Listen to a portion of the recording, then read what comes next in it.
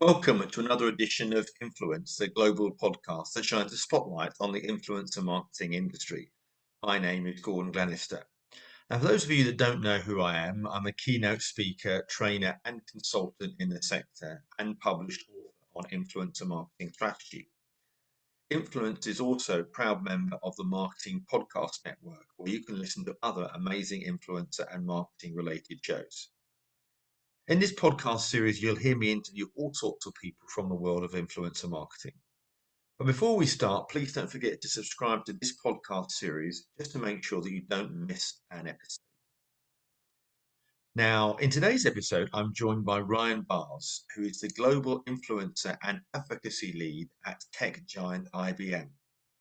And IBM has successfully engaged a number of its employees in an IBMer program to share content, as well as reaching out to tech thought leaders who have created content on podcasts, white papers, and brought attendees along to their global event. So I started by asking Ryan what he did in his current role. Yeah, my current role as the global lead for our influence and advocacy is kind of split into two parts. A really small team and I work together to help identify external thought leaders, influencers that have something to say in this space of technology, have authority on the topic, are active on social, and we partner with them to co-collaborate on content that could be podcasts, blogging, videos, attending events. And then we also have the other half of our team works on advocacy. So getting our IBMers that have the interest and the ability to have authority in the space and to build their own influence as an IBMer, help create content with them and for them, and enable them to be really active on social and build their own social personas and influence. And sometimes those two groups marry together and we have collaboration amongst the two. So beyond the briefing with our SMEs, our subject matter experts, how do we get them to do interviews, collaborate at events, once those are back in person, and just make sure that there's a really great kind of synergy between the two sort of disciplines. No, that's really great. And I think we know that we trust the opinions of others more than we do sometimes traditional advertising, don't we? So how have those two areas, because employee advocacy again is an area that's been growing quite dramatically. How has that expanded within your own organization? Does everybody happily share content, or is it only a percentage of people? How do you identify those with Yeah, influence? it's a great question. So I think where employee advocacy was for IBM maybe a handful of years ago was put stuff on a platform. Any IBMer can sign up to that, connect their personal social channels, and share that. And it was more of like the the marketing team sharing this piece of content to many people who could go and then share it to their personal channels if that resonated with them. At IBM, being such a large company, I personally don't have a lot of interest in having every IBMer talking about IBM on social media. If they'd like to do that, that's great, but we don't necessarily have the resources or the foundation to do that for every IBMer. So we've sort of looked at it in a couple different ways. We've identified IBMers who, in their bios mention they work for IBM on Twitter and LinkedIn, and we categorize them by topics. So whether they're talking about hybrid cloud or AI or blockchain, cloud computing, digital transformation, we sort of understand all of that. And if we've brought that group down to, a few hundred individuals that are really active and they meet some of our criteria, activity level, follower growth, and count, and they opt into this sort of more white glove hands-on program where we can provide relevant content to them, press releases, things that are maybe coming down and going to be announced in the coming days or coming weeks, and get them really excited about it, and share a plan of how they can show up on social in the right way to talk about that topic or that campaign or that initiative. And they feel supported by the social and marketing team that helps us get our message out into different audiences. And then also we can manage some external influencers or thought leaders to help sort of amplify that even further with their point of view and their professionalism and uniqueness that comes along with the things that they want to talk about. And that sort of brings a whole encompassing strategy around one thing that maybe when on the brand channel, as you mentioned, the reach is declines every year when it comes to like organic social. So we need to think of other ways that we can support that from our branded channels, and that's our IBMers, that's our external thought leaders, and sometimes it's sales, sometimes it's a an executive, but a lot of times it might be the developer that's creating that product or service or offering. And we'd love to have them talking about their experience on social if it makes sense for them. Not everyone wants to be on social. Not everyone wants to talk about their work on social, and that's totally fine. We want to find the people that are interested in doing that, kind of raise their hand, and then we can build support around them. And are they paid, the IBMers, are they paid for that, or is it largely because they feel proud of the company and they're doing it for their own almost like personal thought leadership growth? Yeah, we don't incentivize the IBMers financially. It is really around their personal benefit of building their persona, their influence in the space. If they want to be known for AI ethics, we can do a lot around that on social media to help build them and be considered a thought leader. That takes time. We know that you're not going to grow your follow count overnight. You're not going to become an expert overnight. So it's going to be an investment on both our side and the IBMer side, because this is going to be sort of a stretch project sometimes for them. And we want to make sure it's part of their daily or weekly thinking about, okay, I need to show up on social today, or I need to engage with the right people on social because that's going to help XYZ thing happen. And we know we get testimonials from our sales teams a lot of times, or other individuals that say, I made this great connection because of this thing I did on social. And we, try to make sure that everyone that needs to hear that can hear those really great use cases. And so, yeah, we don't pay them, but we do hopefully provide other incentives and benefits to the IBMer that go beyond that. Yeah, no, it's great. It's great to hear that. And what type of content that you find is really working well? I mean, the big word of today is the attention economy, isn't it? Everybody is trying to get the attention of their clients in an overcrowded, particularly online world. And we've also seen quite a dramatic drop in people are showing up at webinars and online events because people are almost zoomed out, should I say. How do you find that, squaring that circle in terms of the type of content that's really, really working? Yeah, this is we do a lot of testing and a lot of pivoting, because you are right. Like, there is screen fatigue. People, I think at the beginning of the pandemic in 2020, were attending a ton of webinars and everyone's just trying to figure it out. And now that we've got, we're at the second half of the year here of that, second year of that, it's sort of exhausting for people. So we try to do a good mix of that. And each platform is a little bit different, right? So what might work on Twitter is probably going to look a little bit different than what would work on a LinkedIn, or even TikTok. So we try to get away from the talking head kind of conversation where it's just one person talking at the screen, and or if it's like we kind of like not make sure it looks like a Zoom conversation. So we do some creative things there. But for us, it's like, as long as we can get the attention of them, whether that's through a video, I think videos are still continue to perform best. And if they're nuggets, right? And we're also diving a little bit deeper into the audio. So whether that's through podcasting traditionally, or Twitter Spaces or Clubhouse, there are different, communities. We want to find the community that's already there and insert ourselves in a really smart way with our IBMers that makes sense to be in that community. So another example I could give you is Reddit. There's a ton of subreddits, right? And a lot of them are talking about the technology that we're interested in, and we have offerings that are related to. And so we've done some mega threads, we've done some AMAs that all perform really well.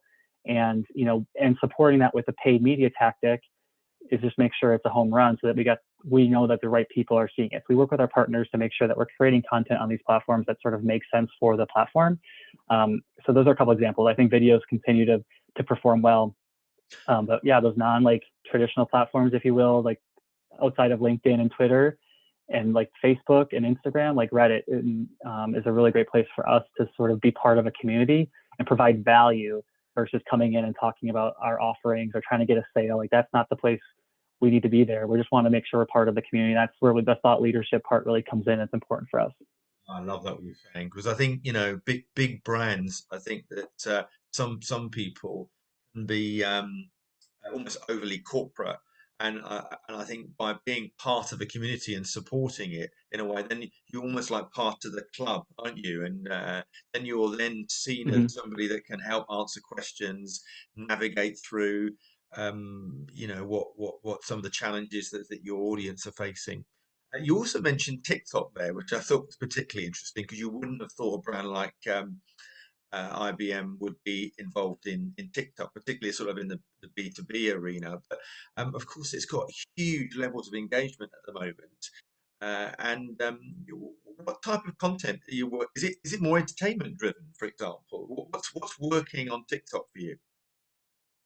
Yeah, I'll be honest, it's a platform that we're sort of just getting our toe into, but we kind of spent weeks and months researching the platform and understanding, the tech talk area of TikTok. And a lot of people go there to learn.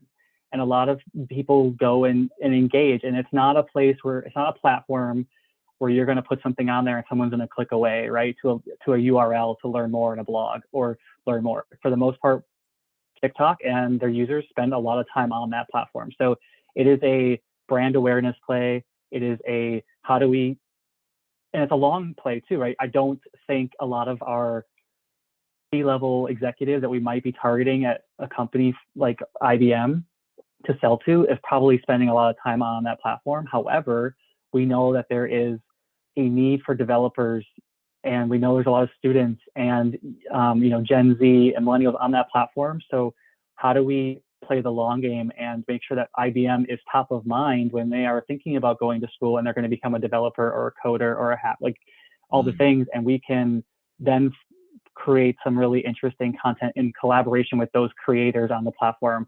We have a channel, like a master branded channel on IBM, and we're repurposing some content from that platform now. But our next step in evolution of our time on that platform is to partner with the right creators who can help tell interesting stories about what we're doing at IBM. And it's not like you have to go buy this IBM product. It's like, did you know that IBM is doing these things?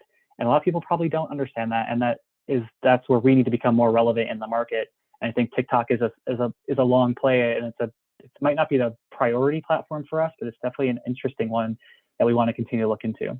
no, I love it. Yeah, I agree with you totally. It's the ultimate storyteller and entertainment place, isn't it? But I even saw a little while ago like an American lawyer on there that was really being entertaining, very engaging, but realizing that a whole new audience where he was, he's just creating fab content, whereas Right. typically a lawyer wouldn't be there.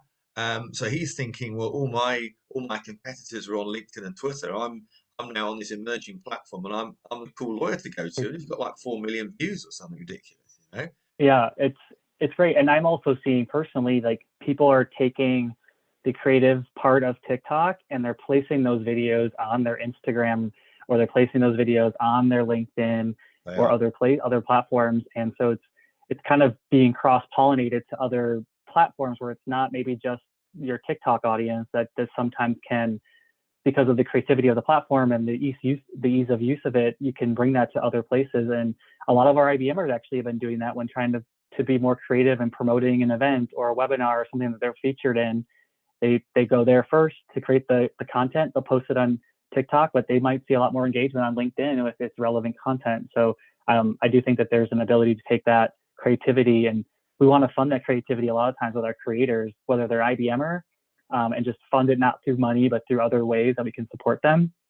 But then also, like, the external people that already have audience and engagement on that platform, how can we fund their creativity to talk about technology in some really cool ways and get people thinking about, again, our brand and have some recognition? No, very good, very good. I mean, just you've been talking a lot about creators now. What do you think are some of the real uh, qualities of a great uh, creator that you might want to work with? If you were now looking for adding some new people, what are the sorts of signals that you'd be looking for? Yeah, there's a few things that kind of go through my head in a checklist when identifying and discovering, a thought leader or someone that I think might be interesting to work with.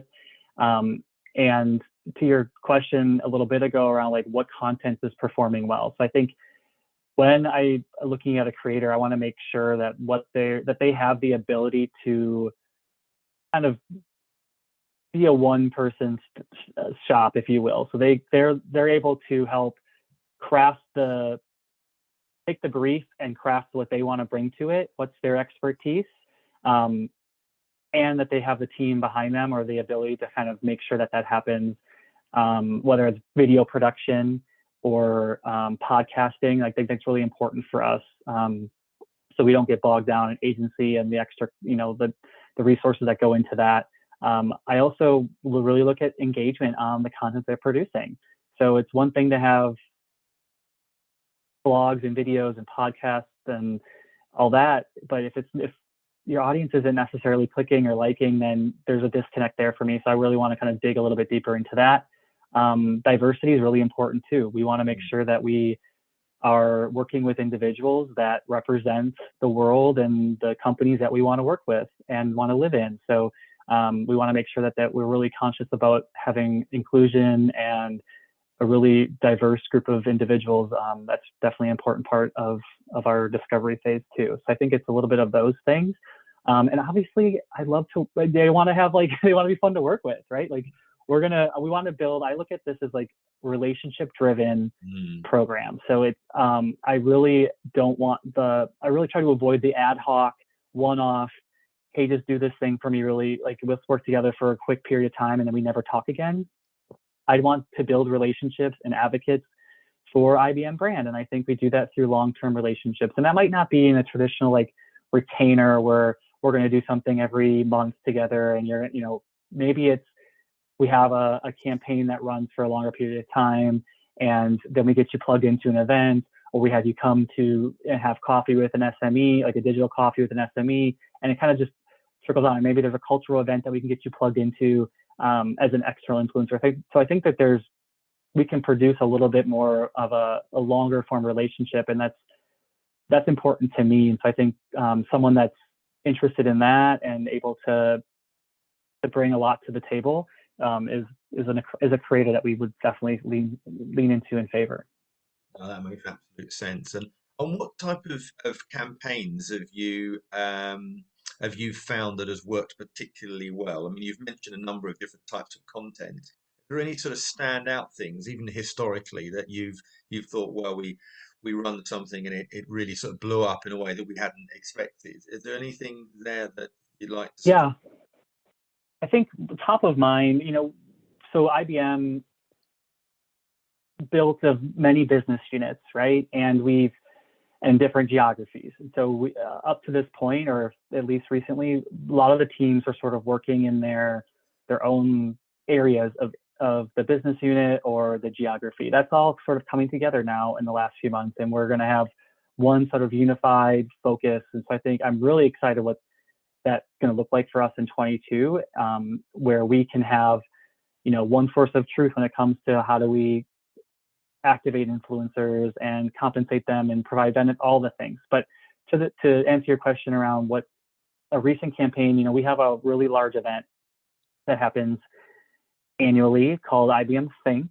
and we have it's all digital this year. It was digital last year, but we saw some really great results from our team in UKI, and my colleagues there leveraged external influencers to create content to promote the event. And a lot of that registrations that were driven specifically for that digital event came from the external influencers and our IBMers talking about their sessions, talking about what they're going to talk about on social, or why they're passionate about sustainability, whatever the topic was.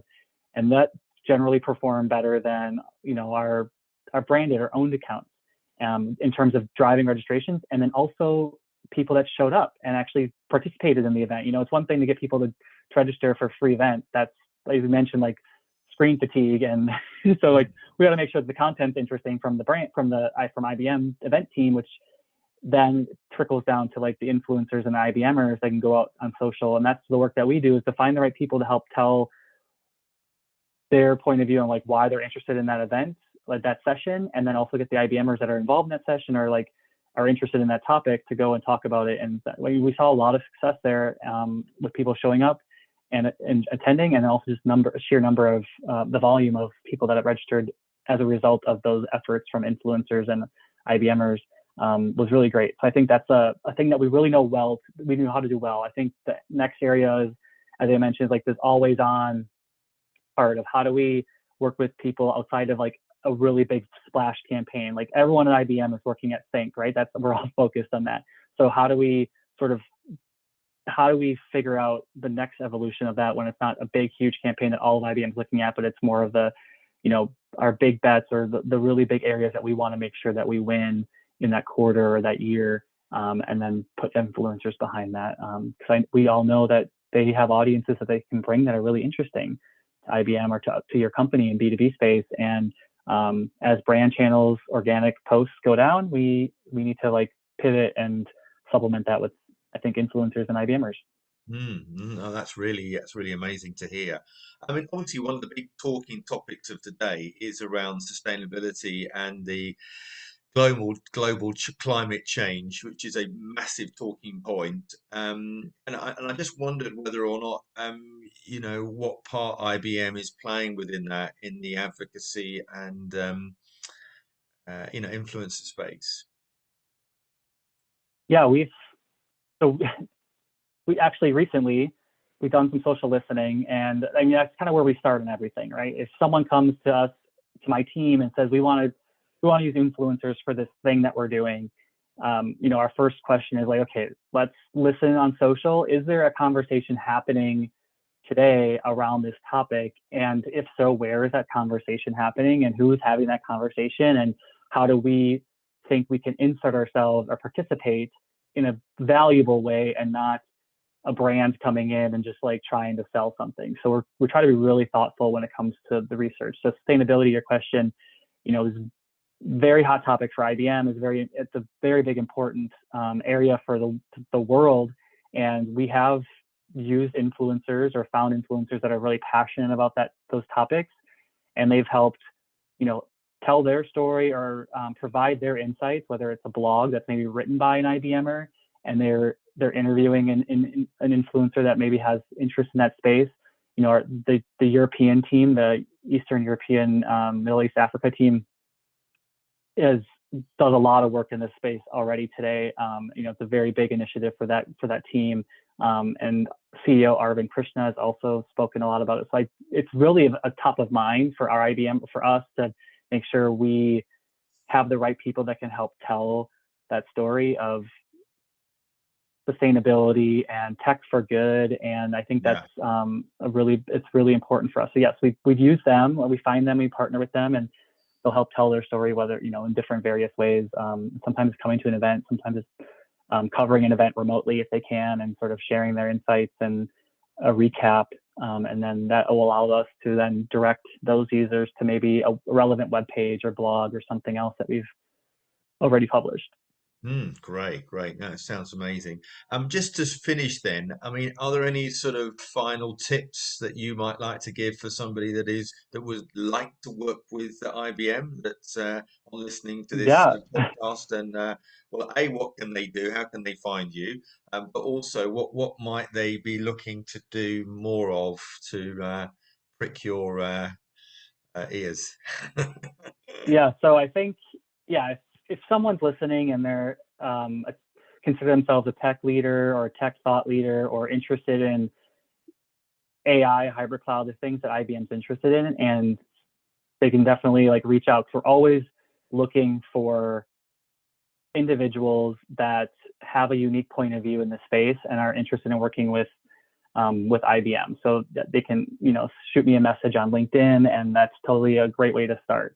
And to get my attention, I think it's really about what are the things you're saying on online today, and do those ideas sort of mesh with IBM's point of view on the technology?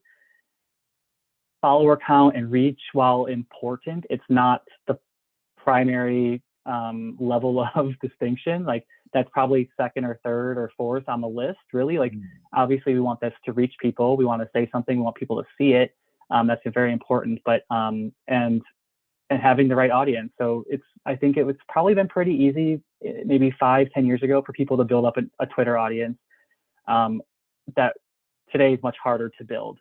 So I'm really interested in, if someone were to reach out to, if as an influencer, to really understand what their audience makeup is. And it's a little bit deeper than what Twitter can show you. Like, okay, here's my gender breakdown and here's the country they're from, and like maybe this is their title. Like I really want to know, like, where do they work, or what's their industry, and how engaged are they with your content.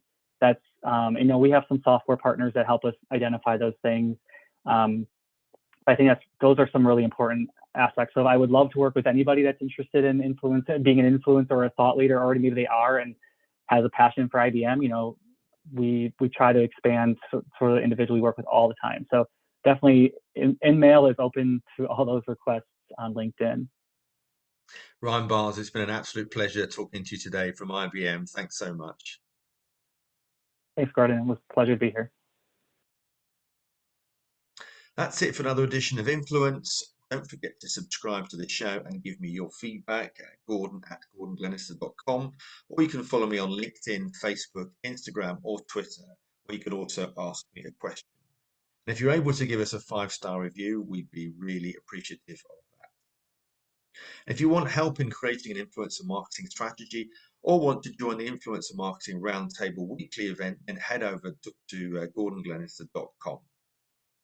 And if you want to find out about our shows and others, go over to the marketingpodcastnetwork.com. You might like to check out Jason Fall's Winfluence podcast as well. Thanks as always to my producer, Neil Whiteside from Freedom One. And until next time, from me, Gordon Glenister, it's bye for now.